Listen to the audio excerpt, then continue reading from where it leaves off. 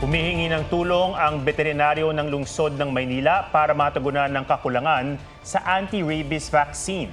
Tumataas kasi ang bilang ng mga nakakagat ng asong may rabies sa lungsod. Kabilang dyan ang 8 nakagat noong Pebrero, isa sa kanila ang nasawi. Narito ang aking report. Kuha ito noong Pebrero sa isang birthday party sa Tondo, Maynila. Sa gitna ng kasiyahan, may asong umatake kaya bahagyang nagkagulo. May nakagat din ang aso sa ibang lugar. Sa kabuuan, 8 tao ang nakagat nito, kabilang dyan si Jamaica, 13 anyos. Pero hindi gaya ng ibang nakagat, ang dalagita hindi na bakunahan kontra rabies dahil hindi niya ito sinabi sa kanyang mga magulang. Matapos ang 2 buwan, lumabas sa mga sintomas ng rabies kay Jamaica gaya ng hirap sa pag-inom ng tubig. Nang isugod siya sa ospital, nasawi na siya matapos ang 12 oras. Hindi ko tanggap.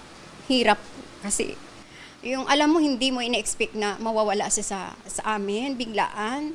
Payo ni infectious disease specialist na si Dr. Eric Tayag, kapag nakagat ng asong may rabies, basta nakagat ka ay pumunta ka na at magkonsulta. At bago ka umalis ng bahay, linisin mo na ng tubig at sabon. agad na magpunta ng ospital para mabigyan ng anti-rabies vaccine. Ang kaso sa Manila City Hall, kulang daw ang kanilang mga bakuna para sa mga aso at pusa. Resulta raw yan ng Mandanas ruling, kung saan pinasasagot sa lokal na pamahalaan ang pagpondo sa maraming serbisyo, kabilang ang pagbabakuna sa mga hayop. Noong hindi pa binababa yung Mandanas, nakakakuha kami ng counterpart sa Bureau of Animal Industry. Mapili na po kami sa City Hall, pati nga sa city budget namin. Kaya binigyan kami ng supplemental budget nga na 800 vials. Noong 2021, mahigit 70,000 asong nabakunahan sa Maynila sa loob ng isang taon. Naging 30,000 na lang ito noong 2022. Taong 2023, mula 0 cases, nagtala na ng 6 na kaso ng nangagat na asong may rabies ang lungsod.